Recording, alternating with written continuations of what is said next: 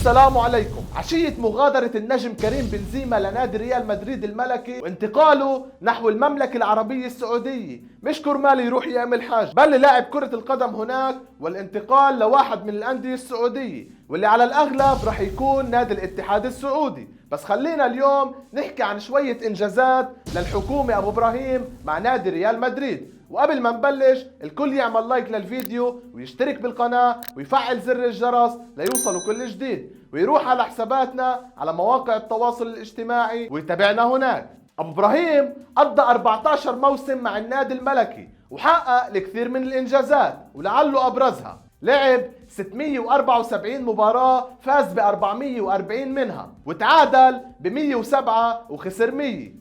وطبعا هالشي لغاية الآن وقبل انتهاء الموسم الكروي. سجل 353 هدف وصنع 165، يعني مجمل الأهداف يلي ساهم فيها بيكون 518 هدف ومساهم. حصل مع الميرينجي على 25 لقب، منها 5 دوري أبطال أوروبا و5 كأس عالم للأندية و4 دوري إسباني و4 كأس سوبر أوروبي و4 كأس سوبر إسباني.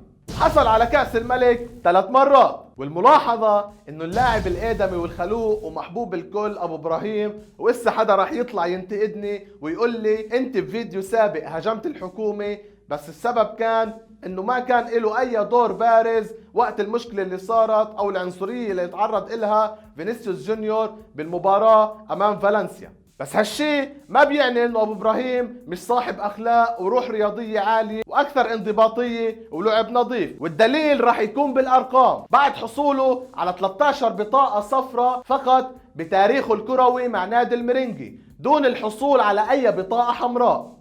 بالإضافة لإنجازاته الجماعية كان هناك إنجازات فردية للحكومة أبو إبراهيم، ولعله أبرزها صاحب الكرة الذهبية لمرة واحدة، وأفضل لاعب بأوروبا مرة واحدة، التشكيلة المثالية للفيفا مرة، جائزة البتشيتشي أي هداف الدوري الإسباني مرة، وجائزة برافو مرة. وهيك بيكون الحكومة حصد كل الألقاب الممكنة والمتاحة مع النادي الملكي لينهي مسيرته بعدة ألقاب حافلة وبارزة، ومن أبرز الألقاب يلي بيتمناها أي لاعب بتاريخ المستطيل الأخضر. والسلام عليكم ورحمة الله وبركاته.